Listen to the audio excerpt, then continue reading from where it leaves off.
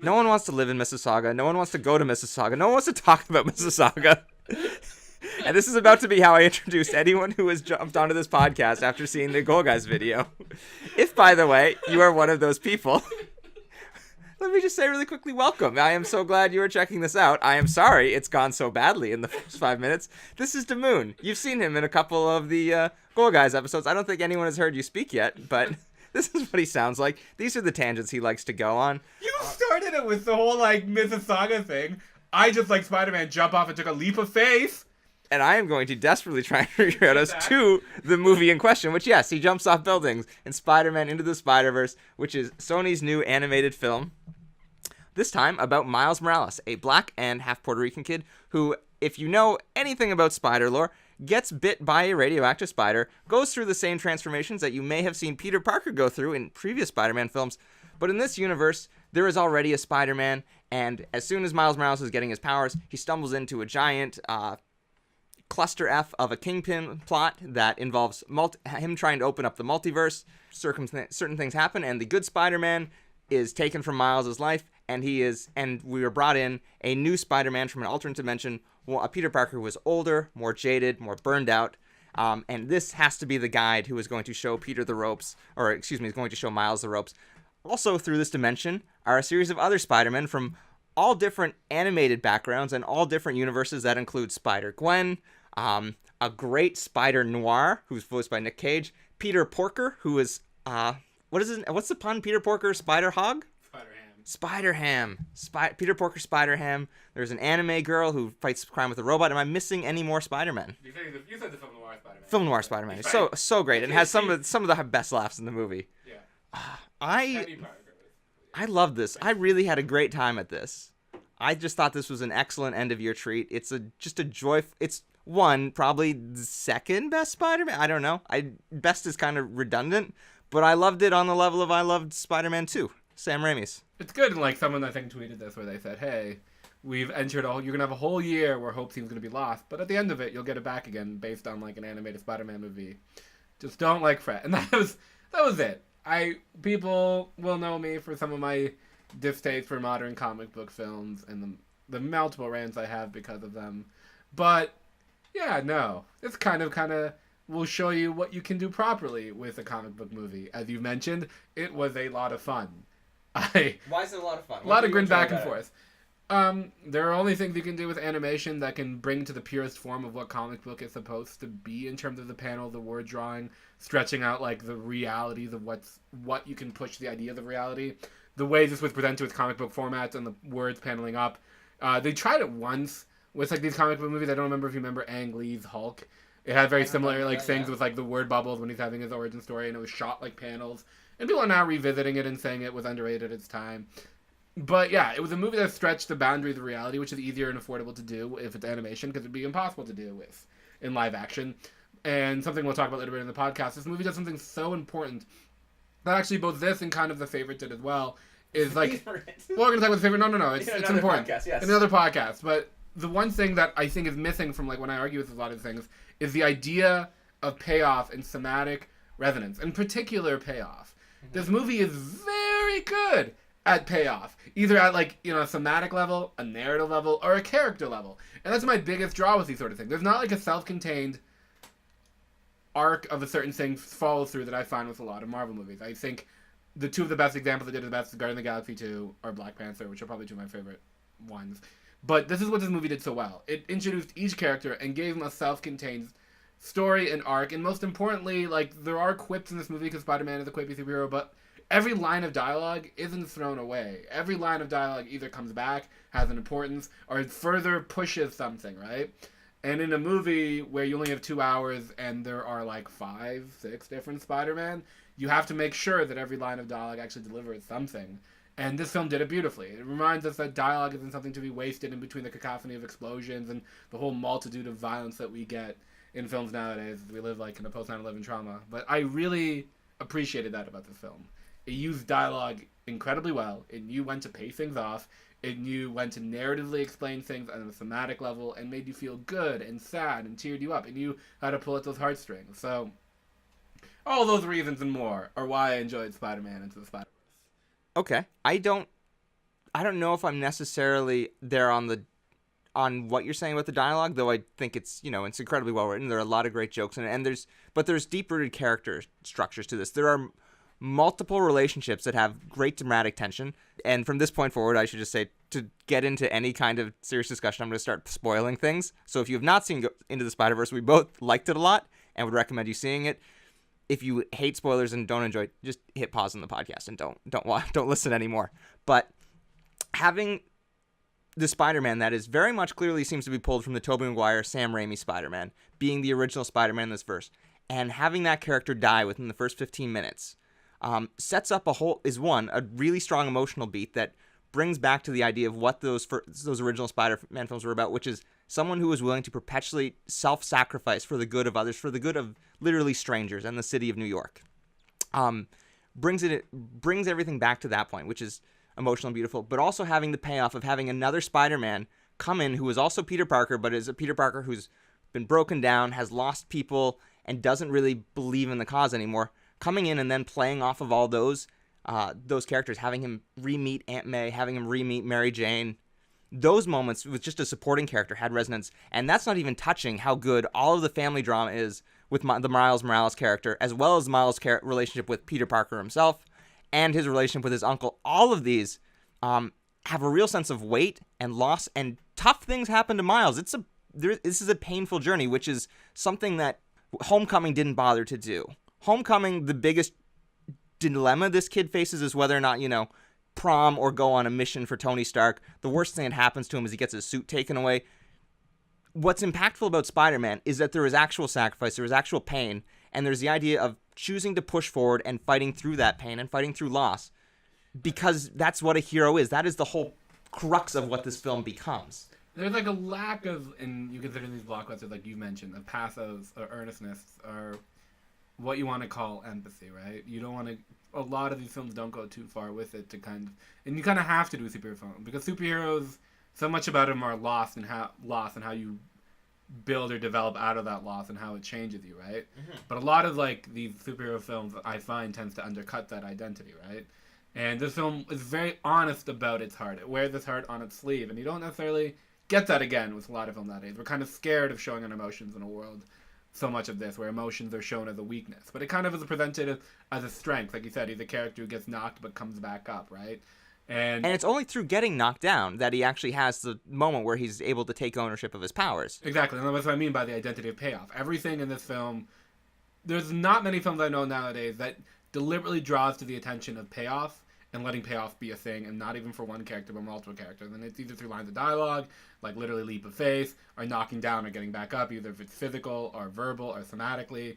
But this film does it with everything, like Spider-Man Noir with his like Rubik's Cube. There are so many of these. Well, that's the thing I do want to distinguish a little bit, because there's one-off payoff, like if you watch Cabin in the Woods and they reference Merman over and over again, only to then eventually get eaten by a merman. That's a setup and a payoff. This is thematically rooted and really ties throughout the whole narrative of this idea of anyone can be Spider-Man, and it is what's emotional about the film, or really about the entire Spider-Man franchise. I think what this film does well is it both, references and kind of like pokes fun and jokes about some of the Spider-Man legacy, but also honors and believes in what's good about it. No, exactly. And that's where the multiverse of having all these different Spider-Man come in. They each have gone through their versions of these crucibles. And having that all come together is, really special, I think. No, that's exactly it. I like the Spider-Man who's played by Chris Pine in the first 15 minutes that unfortunately does die. Is, to me, I've been more connected and a better Spider-Man than any Tom Holland Spider-Man. Just the moment of Mary Jane at the funeral with the voiceover and him trying to figure things out is a better emotional moment. And I don't really care if it's a cheap lady whose voiceover, sad music, whatever. At least it connected to me better than anything I've seen with the current iteration of the live-action Spider-Man that we do have. Because the film, again, like you said, when we've talked about, is not scared of showing its heart and showing you this is what these characters are and who these characters and the pain and the trauma they've gone through. And there's legitimate stakes. Like, when there's a certain act which is irreversible, which is the death of that universe's Peter Parker, that Spider-Man. And that, I appreciated that. And I appreciated that, again, like I said, they're very earnest about what they're delivering. And they're not afraid to show it. But yeah. And one of the things that is the core arc of all the Spider-Man characters is the death of someone close to them. The idea that you cannot save everyone, which in each of these Spider-Verses they've all learned in one way. And for Miles Morales, it's his uncle, who is wonderfully voiced by what's his name? It's Marshawn Ali, he's having a good year. He's having a good year. He's got from 2016 on. People are now like, yeah, I really knew him from that show, The 100 Years, and years back. Shout out Marshawn Ali. Keep doing your thing. But that has resonance, but it also has like it also pays off again when you have someone like the Gwen Stacy character who's also very well voiced by someone who's gonna be having a few good years, I think, as well, Haley Steinfeld. Yeah. Her character, by the way, is great. Like I think they're gonna probably try and do a lot more with. I think they're gonna try and probably build more franchises around the Gwen character. I think she's really good. They got a lot of characters. They're gonna have something with her in a couple other Spider-Woman verse because now they open the Spider-Verse, right? Yeah. The smartest thing about this is like you have an infinite amount of Spider-Man you can bring in, right? And Haley Steinfeld is an interesting story because she got hyped unbelievably after True Grit in 2010. Like she got nominated for the Oscar and people thought she was gonna be a huge thing, and then she kind of like disappeared. And everyone was talking about her, but I think it's because she went to actively pursue a music career and kind of put the filmmaking on a back burner, but now she's coming back again. Last year, I think she had Pitch Perfect 3. Now she has like Bumblebee. Like it's interesting because right after that, there was so much talk about her, and I think she actually like took a step back. But she's a really talented actress, and I am really excited to see what she'll do next. And I don't know. This film just like embarrasses so many films nowadays that try to like inject the same amount of pathos in the films and tries to do it over multiple stories and multiple movies and multiple crossovers and just. This movie mops the floor with him. Well, do you want to talk about the animation for a second? Because it is something you touched on, which is amazingly enough that these films are also taken from comic books, and none of them have been a full feature, wide-released animated movie outside of the Incredibles, which is not actually based on any comic material. They've jumped all the live action and sidestepped the like cartoons. Like they would usually do like those like DC-style cartoons, which were like 80 minutes long and came straight to Netflix and DVD, never got theatrical releases. Yeah. The animation in this film works so well on so many levels. It doesn't look like anything I've seen before in theaters, in part because I think it is a combo. It feels like a combination of multiple styles. Like it's 3D animation that pulls elements from comic books, pulls elements from video games. But I have to rewatch the film, but I don't think they add any motion blur as well. When characters are moving around, everything's really snappy and choppy and has this kind of almost like if you would draw a bunch of doodles on paper and then flip the pages, you get these kind of really quick, jarring movements that also work really well for it. It's not a critique at all. It's CGI animation in the way it's done through the way of like cell animation, which is really interesting. And I think the first I'm going to mention, the first 5-10 minutes, is like this almost janky 16 FPS frames per second, kind of just awkwardness to it. And building off that, the Prowler's character design, animation, soundtrack, and just music that accompanies him. My word, that is how you're supposed to do animation and give like a forgotten like B villain and make him like truly terrifying. That villain was so well done. Yeah, he has these like metallic hands that are really long, jagged, and creepy. And some great scenes with him. I thought that even the Kingpin was pretty wild too. It's so absurd, but I kind of love the absurdity of it. Well, I love that they hide in him that he's built like a wall, but you cast him all in shadow, and as soon as black, he looks like he's bigger than he actually is, right? Like if he is only like 12 feet wide, but in the room of like 40 feet blackness, it's just gonna expand out, so he looks like almost this immovable wall. Yeah, and it feels like his shoulders literally swallow his head. No, exactly. They do just because it's an alternate universe, they get to have fun with stuff that otherwise has a fairly set type of look and image to it that people are used to. So you get to have like a gargantuan gargoyle-esque Green Goblin that shows up for a few minutes. Yeah. It's all just new and fun, and it feels like, most films, it used to be at least, you would have a superhero, you would have a franchise, it would run its course, and then 15, 20 years would go by, and then you would reboot it after that. Now everything's accelerated, so you get reboots but this feels like a real successor to the Sam Raimi Spider-Man. It feels like it builds off what those movies were about, applies it to a new character in a new world, but still keeps the heart, still keeps the joy. Yeah. And really, I just multiple times was tearing up in this movie because the emotional payoffs work. And I was so glad that I was in a pretty full theater with a lot of families. I'm just like, I'm glad young people are getting to see this Spider-Man because... this Spider-Man closely is related to Spider-Man 2, which is probably my favorite Marvel superhero film, but they're very similar in terms of thematic and character arc and payoff and things of that nature, getting back up sort of thing, and wanting to do it versus like having doubts about it. But there's an emotional sincerity and honesty about this film that you don't necessarily get with a lot of superhero films, like I keep harping on, and this film delivered that aspect of it, and I really appreciated that. It's like you don't have to be scared of your emotions, you don't have to be scared of these certain things happening, and it's fine. It kind of embraces it, and it's great. And there's all of these father-son dynamics in like Phil Lord and Christopher Miller movies. It's almost like their stamp between the Lego Movie and Cloudy with a Chance of Meatballs, and now this. It seems like it's a theme they keep going back to and sort of things of that nature. Because there's that really good father-son movie where he's tied up and he can't talk to his dad because his mouth. Oh yeah, it's great. It's great. Like again, there's no wasted scene in this movie. Every scene builds off each other to deliver something either on a character, narrative, or thematic level. It's a 2-hour film, but amazingly, it goes by fast. Yeah. And what also I think they benefit from is because every Spider-Man is basically, with the exception of the girl who's entirely animation, is basically a Spider-Man. They have the same powers. So in order to make them distinct, you really have to dial in on like actual character things. You have to make all the jokes with Spider-Man Noir pay off really quick because he doesn't get a lot of screen time. yeah, But he's fantastic. Like, I laughed so hard at that joint montage where we meet Peter Porker, Spider Noir, and the girl from the Japanese anime. It was just a hysterical 90 seconds yeah. of Nick Cage and Spider-Ham just owning the show.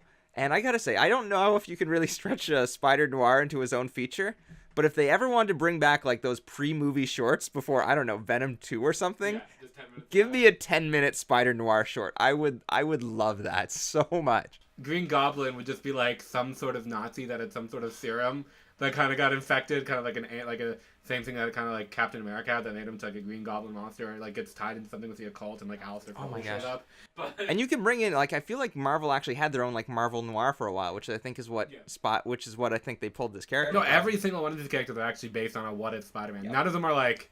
They're all legitimate. And Spider, like, he gave all his character development. All he said was, I like A-creams and fight Nazis. I'm like, yeah, that's what you need. There's nothing better of the sometimes I light matches, let them burn my fingers just to feel. And then it just stops for its fingers. Oh. Yeah, it's great. The most Nick Cage voice. Oh, it's And everyone's animation is different, and it's great because it has fit. and It's- that's hard to do. Like that Yeah. took a lot of work. Well, this film kind of like, if you bring musicals into it, people use exposition in musicals rather than having people deliver it, and it's like an easy way of getting out to explain things in a non-expository way. This film does that in the visual level, where to heighten the awkwardness of like mimicking the idea of puberty of like his transformation as Spider-Man with all the little like accents on the screen and like things in his head playing out. It very much works in a musical in that way, where instead of people singing, it's like literally deliberately turning things into comic book panels with like Right. the nose and the things like that, and deliberately hiding the paranoia of certain things. And that worked extraordinarily well. It knew it was a comic book movie, and it played off that. It isn't tried to play real. Like, again, that's my biggest complaint with a lot of Marvel films are they're these superhero films, but nothing about them really feels fantastical. Like, Sorry, dive into that a little bit. like nothing like outside of like Thor Ragnarok. People have these complaints about like the music was never good in Marvel movies, or that like the cinematography itself never elevated to the level of like fantastical to pull you into this adventure. But this is the opposite. Between the music and the visual elements they encompassed with this, it really transported to that. It kind of told you what like Oh a comic book movie should be. I mean, all the tools of filmmaking are getting used in this, and Yeah. used quite well. I mean, we've harped a lot on the theme and just the structure and writing of it, but it's funny, it's colorful, it's vibrant. The song choices are great.